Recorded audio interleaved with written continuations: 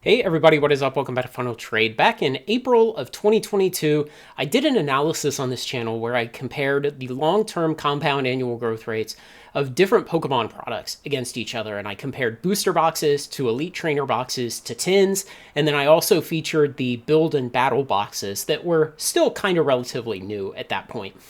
And what I was trying to deduce was, is there any particular product that has a substantially better compound annual growth rate than another, so that if you had a true min-max investor, they would just focus on that? And what I had found at the time was that the Elite Trainer boxes performed better. I'll have the original video up here somewhere. And I've gone back after someone dug up that video recently and has some questions.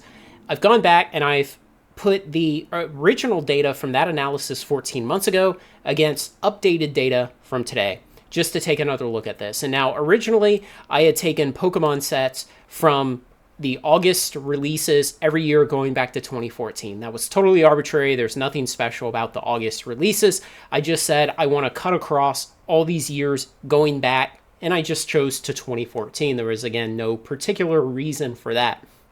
And so, originally, I was taking wholesale prices of $90. That's still not terrible. And, I know we don't all buy at $90. I usually don't buy at $90. But when you're doing these kind of analyses and you're trying to draw long-term conclusions, you have to make some assumptions. You have to have some basically problems in the analysis, because no analysis can be perfect, even if you have perfect data. You have to gloss over some of the discrepancies in what you're trying to analyze, and this is one of them. We just say, well, we're going to assume the basis price is $90, even though most people don't pay that. But, I also don't have historical data of what every single person paid for every box of every one of these sets and who paid the cheapest amount. And even if I did have those data, would they be any more relevant than just $90 across the board? Probably not really. So just keep in mind, you always have to make allowances when you're doing a analysis like this. So I took then at the time on April 24th, 2022, the market prices on TCG Player, and where market prices didn't exist because products had not sold recently, I took the lowest advertised ask price. And there will be one down below where you'll see that they're highlighted yellow. And then I computed the compound annual growth rate from April 24th, 2022 backwards to their respective release dates. And then I just averaged it. Now, average of compound annual growth rates isn't really a mathematically sound thing. We kind of just use it because it's a quick tool, but there are other mathematical statistical functions you would use for this kind of financial analysis with averaging compound annual growth rates. It's not plain average. So now I've just gone back and I've redone taking new data today, July 8th, 2023, and computed the compound annual growth rates. And one thing I always stress is compound annual growth rates can be kind of wonky on short timelines because you don't have very many years to smooth the price appreciation or depreciation across. And so you can get kind of outsized numbers that are essentially outliers because the time periods you're analyzing over are too small. And so typically 1 to 2 years is probably too short. 3 years may still be too short depending on how extreme the price action is. So having established all that, booster boxes back then, 14 months ago when I first did this analysis, they were averaging 42% compound annual growth rate over their lifetime. And today, that has tempered to about 34%. So what does this mean? Well, you can see that most of these went up in price. And let's just take Celestial Storm that I misspelled there. Let's take Celestial Storm.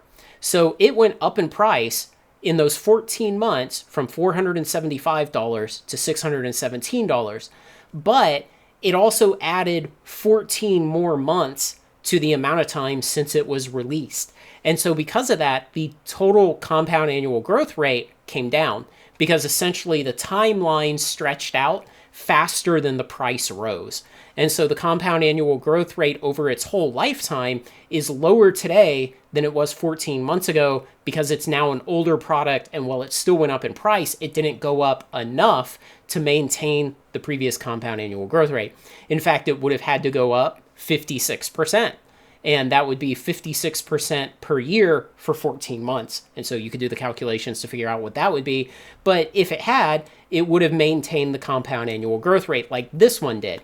So you see this one went up by about, $286 for the box, and it maintained a compound annual growth rate of 36%. So that means that each year during that 14-month period in between doing the iterations of this analysis, it went up 36% per year. So we can see that essentially the market over the last 14 months has grown slower than the market has over the long timeline of all of these products from the release dates to when I did the first analysis. And so again, while most of them have gone up in price, the compound annual growth rates have come down because we're now looking at it on a longer timeline, and growth in the last 14 months has not been as fast as historically. So we'll move on to Elite Trainer boxes. These ones highlighted in yellow are, like I was saying previously, that there were no market sales data on TCG Player, so I just had to substitute in the lowest price available that somebody is offering one for sale. And in fact, on this one here, for today's analysis of Furious Fist Elite Trainer boxes, I had to go over to eBay to find one. There are so few in the market. And so the problem with these highlighted numbers is that is not a completed transaction. So we have no recent price discovery to tell us what is the actual value of these boxes. So when you look at these yellow ones, you need to kind of be careful that these numbers may not exactly be, there's no real price history there. So you can exclude them from your analysis if you like. You can keep them in. It's all about having a reasonable rationale for what you do in an analysis, a good explanation that you think is logical and consistent. So what we see from Elite Trainer boxes is, wow, they had 71% compound annual growth rate when we looked at this 14 months ago. And that, again, just like the booster boxes, that has kind of been tempered down to about 52% now, the average compound annual growth rate. And we see the same kind of thing, even though products went up in price over that 14-month period, the CAGR came down because we also stretched out the timeline by an additional 14 months. And I've taken the tins off of this analysis. The tins, there's several reasons. I just don't think they're that interesting. I think build and battle boxes are way more interesting.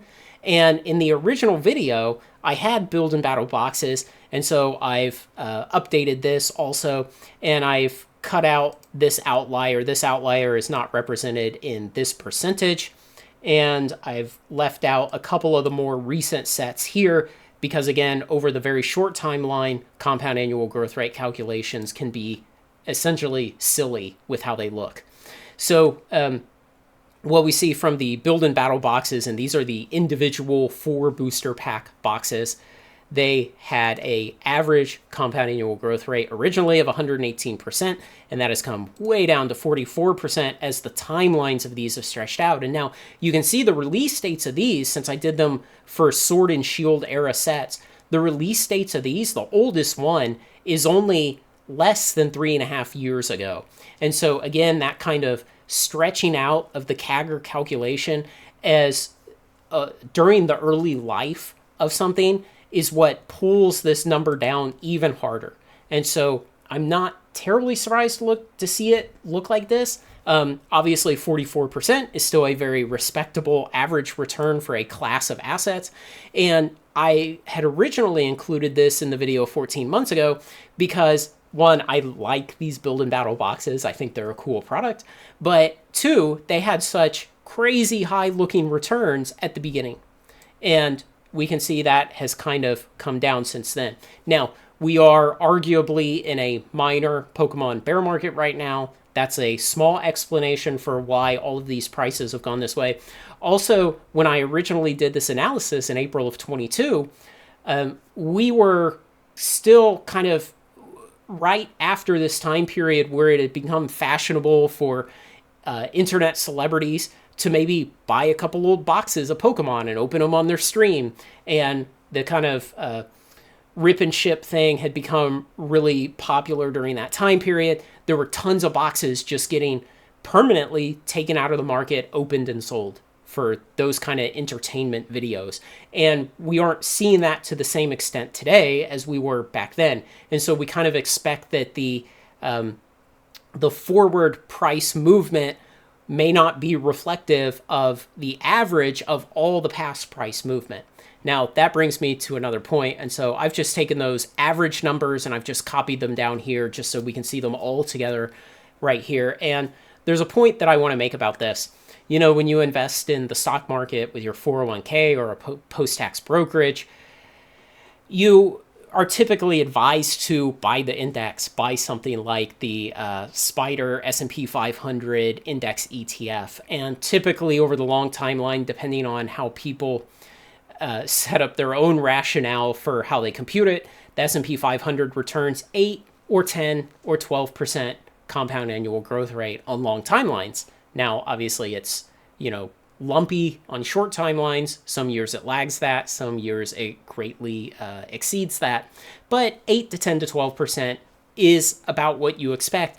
And the reason it's kind of that range is because people will take different attitudes towards what do you do with dividend reinvestment? Are your dividends taxed? Because you're either in a post-tax brokerage account or maybe you're in a pre-tax 401k account where those dividends are not taxed. How do the dividends roll in? You know, how do you annualize those things? Do you only place those dividends into action once per year or every quarter immediately as you get them? So essentially, how are you compounding the dividends? But 8, 10, 12% is about what you expect. And if you get that as a return in a 401k, you're doing great. That's the goal, is to get a steady 8, 10, 12% in a 401k, post-tax brokerage. And then you come down here and you look at what are the returns if I simply buy sealed boxes of cardboard squares with pictures of fighting animals on them. It's this. So regardless of the fact that these returns have come down somewhat on average in the last 14 months since I first did this analysis, these are still really great assets to hold with part of your wealth. And so I think you should not be discouraged by the fact that right now we are in a slower growth period for Pokemon products. It's that if this is part of your strategy of accumulating and building wealth, it's still working really well. And I expect this will keep working really well into the future. You know, the Pokemon cartoon basically gets rebooted every 2 or 3 years using the same characters and telling similar stories again and again, but just kind of updated for kids for the new animation technology and things like that to make stories that kids will like. And I look at my kids who are all very young and they love it. They watch the Pokemon shows when they get screen time and they love the Pokemon game. And in another 20, 30 years, they will have tons of expendable income and probably at least one of them will spend some of it on old Pokemon boxes, on Pokemon cards. And there are millions of more kids like that all over the world. So, you know, I think Pokemon returns into the future will remain very good. And we will always have contrarians who will say things like, it was never meant to be this way. But the reality is markets don't care how it was meant to be. Markets do not have a state of meant to be. Markets are simply the sum of the individual choices of all participants on a weighted average of how much capital they have. So be careful for voices out there who say things like, it was never meant to be this way, and so it can't continue. Well, it is continuing. It's continued for all of these decades thus far, and there's nothing out there on the horizon to make us think that it won't continue into the future.